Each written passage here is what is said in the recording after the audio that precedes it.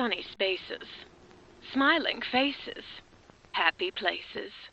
But every sunny space holds a shadow. Behind every smile are sharp teeth. And every happy place has something sinister lurking just below the surface. Welcome to We Saw the Devil, the podcast diving deep into the chilling realms of true crime. Join your host Robin as she unravels mysteries that have left investigators baffled and armchair sleuths obsessed. Be forewarned, dear listener. We Saw the Devil is not for the faint of heart. Our unflinching exploration will take you to the darkest corners of the psyche and through the unimaginable depths of human darkness to unearth stark secrets to the harsh light of day. Nothing will be left untouched. Are you ready? Are you sure? We saw the devil. Hey everyone, welcome to We Saw the Devil. Robin here. And yes, I know it has been roughly a month since the previous episode. Honestly, a lot's been going on. And I initially was waiting on Mother's Day in the Suzanne Morphew case because, we're obviously going to get there because that's what this episode is about. But then I was also waiting for the prosecution to rest in the Chad Daybell trial. Iris and I have been closely following the Chad Daybell trial, and we were going to, as I mentioned in a previous episode, record and on a weekly basis discuss the prosecution. And just so much happened, and there are so many other YouTubers and podcasts covering the trial. We decided to hold off entirely until the prosecution decided to rest, and they have now. So Iris and I are going to record on that and discuss it. But I have updates in a lot of cases. There's a lot going on right now in the world of true crime. Apologies. I also still have the Chris Chan saga that needs to get finished up. And yeah, there's just a lot going on right now. If you guys follow or are friends with me on Facebook or Instagram, you also know that I completely randomly lost my Black Lab Bathory a couple weeks ago. I'm not gonna lie, y'all. I'm pretty fucked up over it. The night that it happened, I had laid down with her to take a nap at about 6 p.m. on like 2 Fridays ago now. My girlfriend got off work at 11 p.m. and called me on her way home, which woke me up. So I got up to let the dogs out, all the lights were off, and I noticed that Bathory wasn't moving. So I turned on the lights, and she had passed away. She was dead at the foot of my bed, and apparently had been for a couple hours. Thank the universe that my girlfriend is a veterinarian. She got to my house and within 30 minutes and basically took care of everything. Like, shout out, you are the love of my life. But Bathory was just 8 years old and seemingly completely healthy, no issues whatsoever. I'm talking about 8, played earlier in that day with the rest of the dogs, zero indication that anything was wrong whatsoever. And I had been sleeping with her after she had passed. And that's been shocking. And I don't think I've processed it quite yet. A lot of you know that I've experienced a lot of loss over the last couple of years. And so that one just hit extra, extra, extra hard. But yeah, so if you follow me on Instagram, I know that you've seen the post, probably on Facebook as well. A couple of you have reached out and just thank you. Thank you for your patience with everything. I promise I'm not disappearing and I haven't disappeared. It's just been a lot. But in any case, I haven't talked about this particular case in months now because, again, as I stated a few moments ago, I have been waiting for the update in the case, and that would be the case of Suzanne Morphew. If you are unfamiliar, please go back. I did a previous episode on her. She disappeared on Mother's Day, supposedly, allegedly, after going for a bike ride. Her husband, Barry Morphew, was the is the number one suspect in her death. He was actually indicted and charged, but then a year later, prosecutors actually dropped those charges because they needed time to find Suzanne's body. All of that happened before her remains had been found. And then also, the judge accused Judicial District Attorney Linda Stanley of procedural violations right before Barry was meant to stand trial. That was it. And it was dropped without prejudice, which means that the trial can resume and new charges can be filed. Don't like our odds right now. Let's wait a little while, see if we can locate Suzanne's body, and go from there. Now, the reason this case just resonated with me so strongly.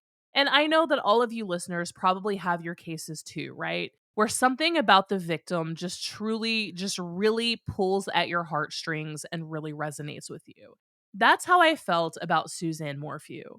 She, by all accounts, was one of the sweetest human beings. She loved her daughters. Even though I'm not particularly religious, she was apparently pretty religious.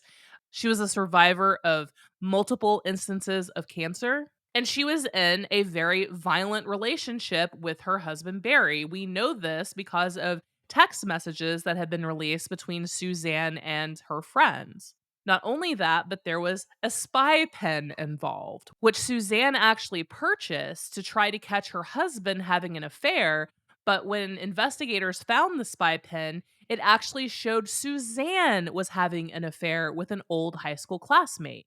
And Suzanne actually met up with him multiple times. And he and Suzanne would basically text, say sweet things to each other about how they were going to leave their respective spouses and go live in like Ecuador or South America together. I just really, really felt for her. Stuck in an emotionally, physically, and mentally violent relationship. And she began to have an affair, going through cancer treatments and chemo, and she began to have an affair to have some sort of tenderness in her life. And not excusing it, cheating is wrong, but the woman went through so much. And I think part of me is so interested in this case. And I mean, for the record, and you longtime listeners will know, this is not something I do regularly, like ever. But there is no way in hell, in my mind, personally, that Barry Morphew is not guilty in this. I don't know how he managed to cover his tracks so well. I mean, he didn't really, right? Talk about circumstantial evidence. Jesus Christ. There's no doubt in my mind that this man did it. And I was trying after, her remains were found last September, just several months ago, and it took 7 months for the toxicology report to come out, which came out last month. I thought for sure I was personally waiting to do an episode on this, hoping that shortly, up until or shortly after Mother's Day of this year, a couple weeks ago, that we would have Barry Morphew doing a perp walk, that he would be arrested yet again for this.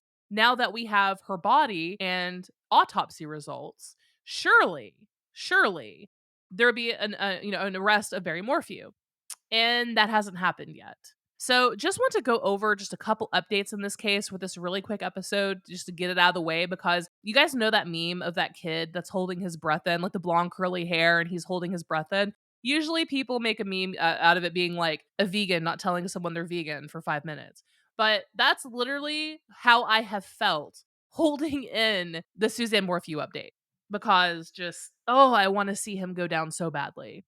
Just to kind of recap what happened, Mother's Day, May 2020.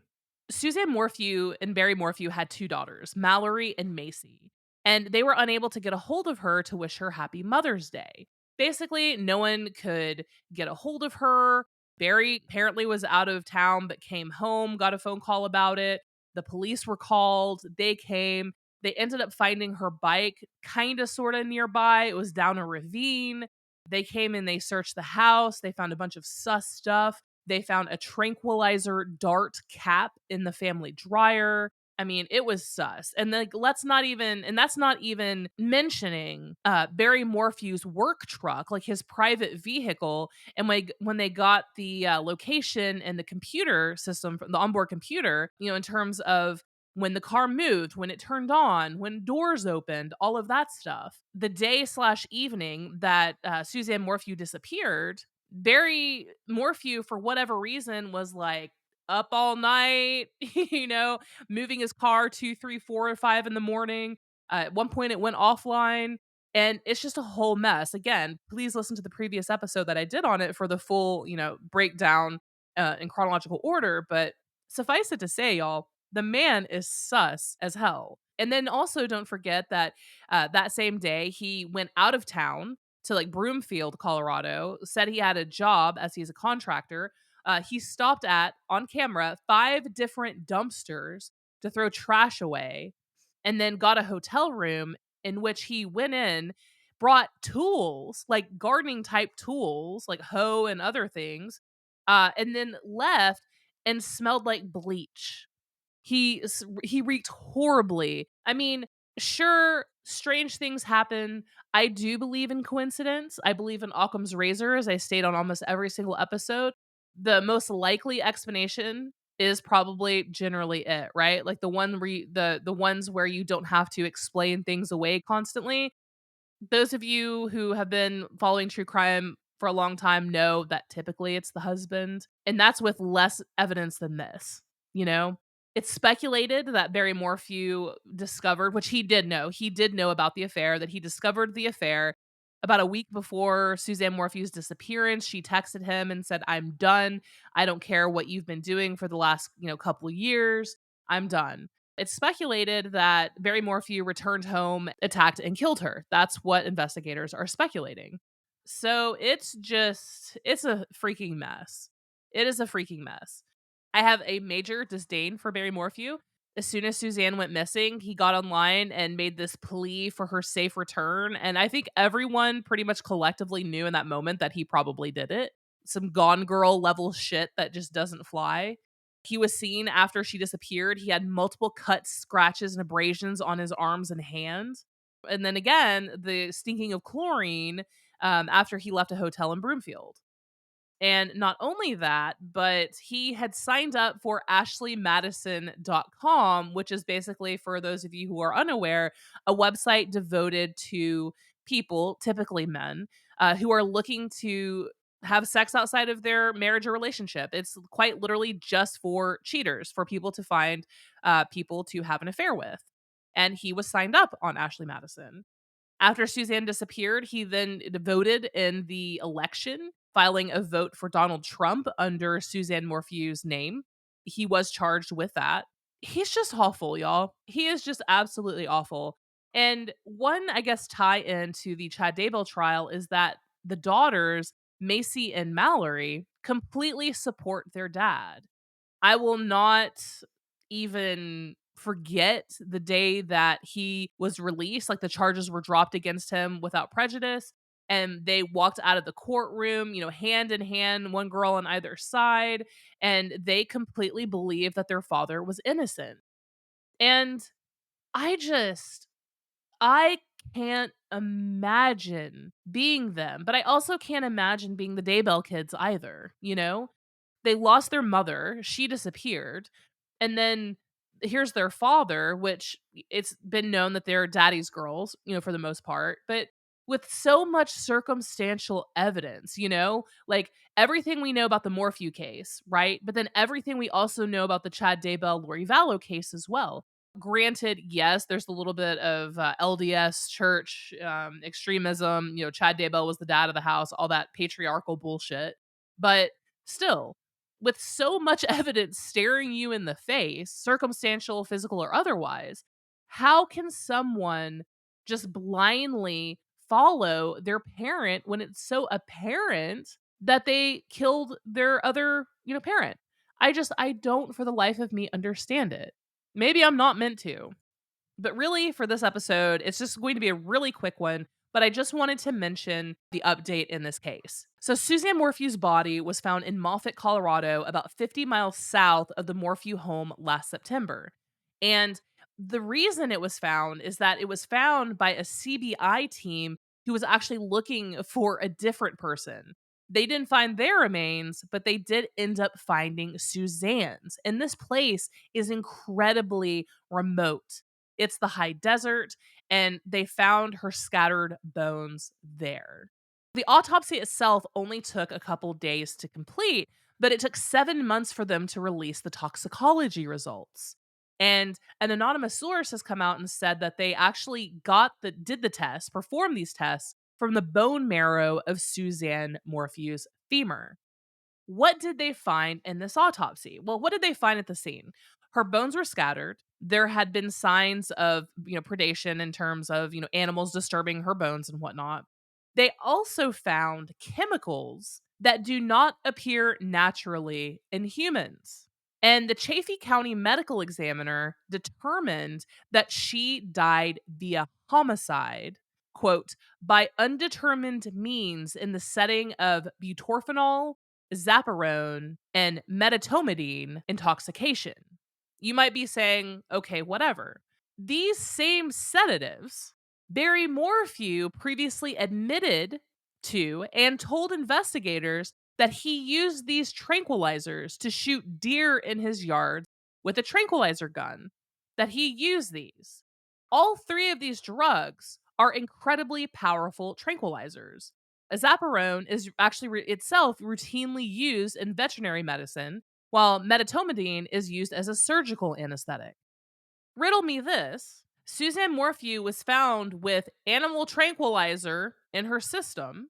And then when the CBI came and searched the Morphew home, they found a dart cap in the dryer. They found an upstairs bedroom that had damage on the frame, like it had been, kicked in. They found a lot of different aspects when they ran the cell phone records and GPS. Remember, it looked like Barry Morphew, based on his cell phone pings, had been running around the house, potentially chasing something. His car details, location, GPS, was all fucked up. He, turned it on, off, moved his car to and from. His truck even went to the spot where her bicycle was found at like 3 a.m. before returning home. Then it went offline entirely.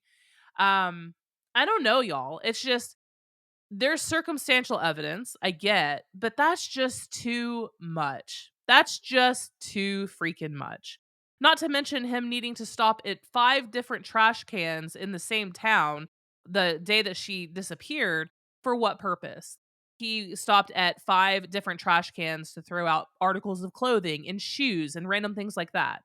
I mean, I think our mind only goes to one place, right? And again, I just in my soul believe there's no way that he can't be involved here. They also found a bullet at the scene. Being a survivor of cancer and actively going through chemo at the time of her death, Suzanne did have a port. So there's just so much speculation. There's been a lot of speculation as to the method of delivery for these particular drugs. Did Barry Morphew hunt Suzanne down like an animal, shoot her with a tranquilizer dart, then kill her, and then dump her body? Was this just a random person who happened to be strolling by who somehow had these 3 incredibly strong tranquilizers, including both veterinary and human grade, and decided to kill her that way? And then it just so happened that Barry Morphew just had a tranquilizer dart in his pant pocket that ended up in the dryer. Is it just coincidence that he moved his car all around the place, threw out the trash, went to a hotel, washed random tools, came out smelling like chlorine? There's just no way, in my opinion, for whatever that's worth. But I have been watching this nonstop. Barry's attorney has come out and said, quote, the authorities offered the victims, Barry, Mallory, and Macy, the option to retrieve Suzanne's remains, but they want to ensure the suspect is apprehended before they take what could be an important piece of evidence in the suspect's prosecution. And by all accounts, Barry wasn't that cooperative originally when he was arrested or during the investigation. Just a couple weeks ago, in the beginning of May, there was actually a memorial service back in Indiana for Suzanne Morphew. Barry actually snuck into it with Mallory and Macy. Mallory and Macy are the ones who organized it, and then, Barry snuck in. He didn't speak. Neither did they. But Barry's older sister went, his nieces went, and then also Shirley Morphew, Suzanne Morphew's mother, also attended. Suzanne's friend Holly Wilson, who many of you may know the name based on the arrest affidavit, she made a very lengthy speech about her and Suzanne's friendship. It's all just really, really sad, but I am checking this case for updates every single day because the day that Barry Morphew is arrested is going to be one of the best days of me doing this podcast because what a gross human being he is. But I just wanted to get this quick update. I know it's not much, y'all, but I just wanted to get this quick update out there regarding the state of that case. That's kind of sort of why I've been waiting after the autopsy results came back. Still no charges filed as of yet, but I will be screaming and clicking my heels in glee when there is an update. When and if, rather, I should say. My faith in humanity is pretty much gone. But just a couple other things I want to mention. Did you guys hear about that terrifying stabbing incident that happened in Braintree, Massachusetts earlier this week? I just what the fuck? On Saturday, for those of you who are unaware, there were 4 girls who were just going to see a movie, in an AMC movie theater in Braintree, Massachusetts this past Saturday. This man just walked into the movie theater, took out a knife, and stabbed 4 girls ages 9 to 17. None of them thankfully passed. The suspect's name was Jared Ravizza, and he was from Chilmark, Mass. After that, he ran out of the movie theater and he had blood all over him. He got into his car, which was a black SUV, and then he drove to Plymouth, Mass, where he went into a McDonald's and stabbed a 29-year-old man. He just basically went on a rampage. He has since been charged with multiple different charges, including assault with intent to murder. Wild. We had the Aurora movie theater shooting a couple years ago, and this is actually like the second in the last 6 months stabbing at a movie theater I've read about. And the other one, if you recall, a girl and her boyfriend went to go see a movie. A man came in, sat behind them, and then almost decapitated one of them. Just came in and stabbed from behind. What is wrong with people? Like, is this a new phenomenon about movie theaters being a scene of stabbings now? I'm just not quite getting it, but that is absolutely awful. Another episode that I'm considering doing, I'm not sure if there would be any interest in this, is the Puff Daddy, Sean Diddy Combs, everything he's being accused of. There's now a 6th accuser who has come out against him. Her name is April Lampos, and she said that she was attending the Fashion Institute of Technology in the early 1990s in New York City, and she said that she had 4 quote unquote terrifying sexual encounters with him. And it's just absolutely crazy. So she's now the 6th person who's come forward in a brand new lawsuit saying that he drugged and sexually assaulted her. There's been a lot out against Sean Combs, a lot. And it's actually kind of complex. So I'm thinking about it would fit into my series of criminal musicians, right? And the Puff Daddy stuff is actually wild too, because so much random shit has come out. I remember even as a teenager that there were rumors of sex parties with Sean Combs, with P. Diddy or what Puff Daddy, whatever the fuck. Of him sleeping with other men, that there were orgies at his home all the time. I mean, those rumors had been circulating since the time that I was a teenager. And then now, with the Facebook, social media, YouTube, and TikTok generation, some people have posted the receipts. There's one video of him kissing another man. Now it's speculated, there is a very, very, very strong rumor, including from um coming from some pretty relevant people and close by people, saying that he could have potentially sexually abused Justin Bieber when Justin Bieber was young. Sean Combs did a lot for him and was with him a lot.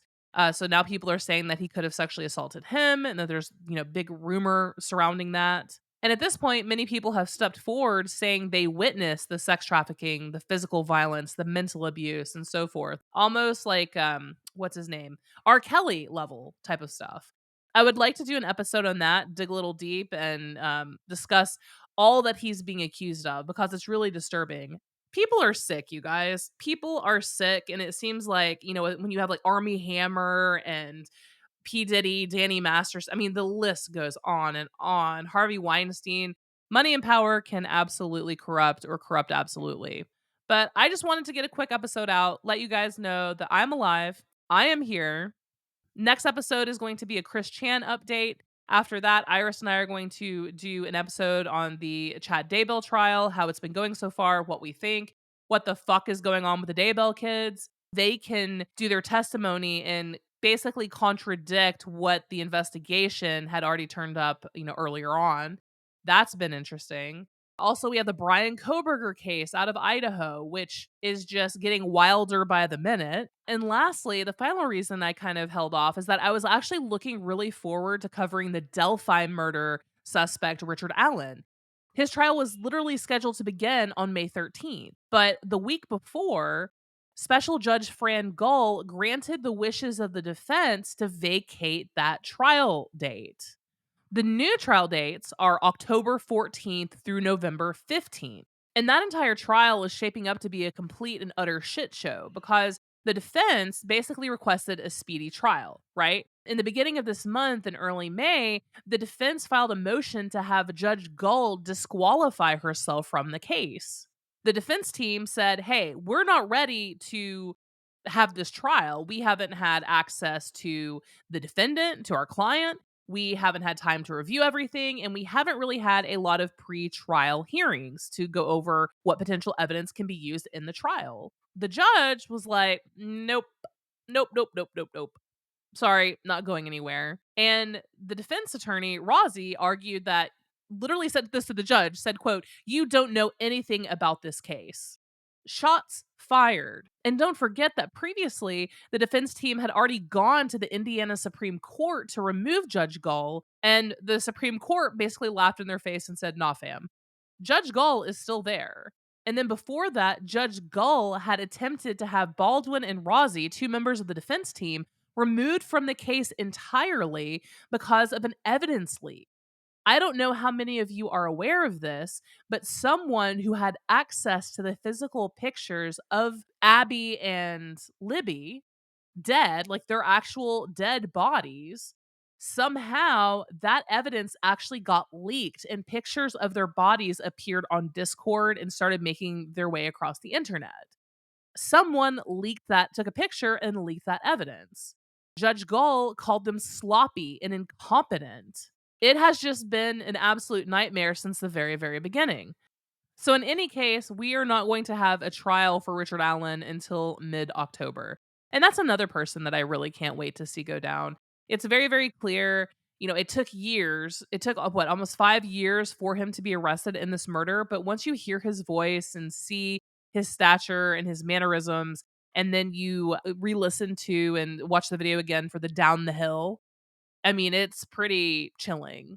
So that's going to be a very interesting trial, if for no other reason than the fact that the defense team really planned to present this alternative murder theory. And this was kind of a big deal on Reddit and online and whatnot, but the defense is trying to say that there's a local pagan group and that they came and they killed the girls in a ritualistic fashion.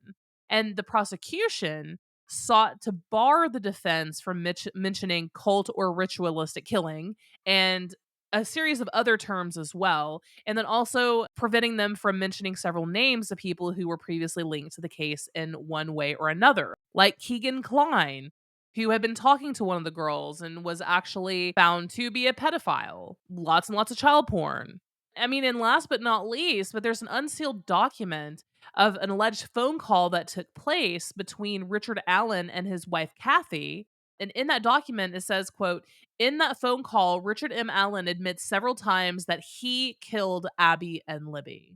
Investigators had the phone call transcribed, and the transcription confirms that Richard M. Allen admits that he committed the murders of Abigail Williams and Liberty Germain. He admits several times within the phone call that he committed the offenses as charged. His wife, Kathy Allen, ends the phone call abruptly, this document went on to say. And I did an episode on the Delphi murders. That was after Richard Allen was, in fact, charged. There was this huge press conference. So if you are a little bit behind, haven't heard of this case, it is deeply compelling. It is just an absolute tragedy. More or less, two girls went out for a walk in their local park, walking along the railroads. They were approached by a man. One of them took out their cell phone and had video of it, and you see this man walking towards them over a railroad, a bridge, and then police released an audio snippet from it where you hear him say down the hill, like he's directing the girls to go down the hill. They were found deceased not terribly far away. Apparently the scene was very staged. They were posed. Richard M. Allen was actually arrested and charged when investigators went in and they got his gun, and they were able to prove that that bullet found at the scene had been discharged through his gun. It leaves almost like a calling card on that bullet, scrapings and whatnot. And so they were able to identify his gun and then arrested him accordingly. Also, he fully admits that he was in the park that day, and he actually went up to a investigator and offered assistance when they were looking for the girls after they didn't, come back to the car when they should have to be picked up. But again, if you're looking for a more in-depth version of that story, I did do a full episode on the Delphi murders. That's it for today, you guys. I just wanted to get a quick episode out, let you know what's been going on. I am back. Expect back to the usual 2 episodes per week. And there is a lot to talk about. So let's get busy. Again, next episode is going to be a Chris Chan update. Then we're going to talk about Chad Daybell. Hopefully, there's going to be movement in Suzanne Morphew. There better be. What a happy bunch we are, y'all. So many uplifting stories to talk about here. I feel like Patreons for true crime podcasts should include like Lexapro as a benefit or something. Kidding, not kidding, but still. But in any case, guys, I love y'all. Until next crime.